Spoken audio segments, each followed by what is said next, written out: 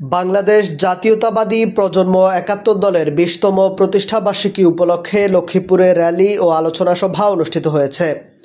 শুক্রবার ২৯শে আগস্ট বিকেলে জেলা শাখার উদ্যোগে শহরের উত্তর তেমোহনী এলাকা থেকে র্যালি শুরু হয়ে প্রধান সড়ক প্রদক্ষিণ করে শহরের গোডাউন রোড এলাকায় গিয়ে শেষ হয়। পরে বশির ভিলা হলরুমে আলোচনা সভা অনুষ্ঠিত হয়। সভায় জাতীয়তাবাদী প্রজন্ম ৭১ দলের জেলা আহ্বায়ক অ্যাডভোকেট ইসরাফিল হাসানের সভাপতিত্বে ও সদস্য সচিব জাহিদ চৌধুরীর সঞ্চালনায় প্রধান অতিথি হিসেবে উপস্থিত ছিলেন জেলা বিএনপির যুগ্ম আহ্বায়ক অ্যাডভোকেট হাসিবুর রহমান হাসিব। প্রধান বক্তা হিসেবে ছিলেন জাতীয়তাবাদী প্রজন্ম ৭১ দলের কেন্দ্রীয় সাংগঠনিক সম্পাদক মোশাররফ হোসেন মোর্শেদ। বিশেষ অতিথি হিসেবে উপস্থিত ছিলেন লক্ষ্মীপুর পৌর বিএনপির সাধারণ সম্পাদক নিজামুদ্দিন, জেলা যুব দলের সাধারণ সম্পাদক সৈয়দ রশিদুল হাসান লিঙ্কন, জেলা কৃষক দলের সিনিয়র সহসভাপতি বদরুল আলম শ্যামল প্রমুখ।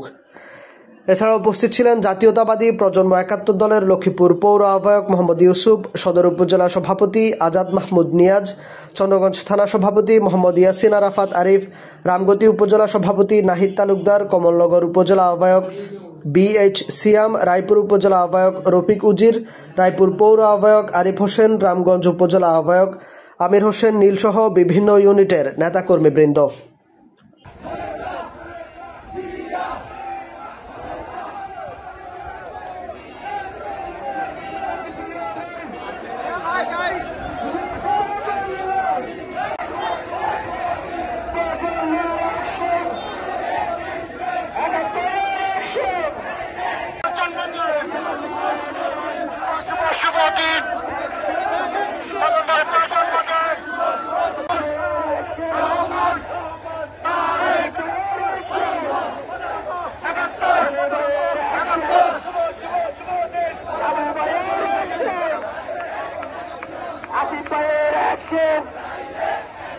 লিটন ভাইয়ের অ্যাকশন, লিঙ্কন ভাইয়ের অ্যাকশন।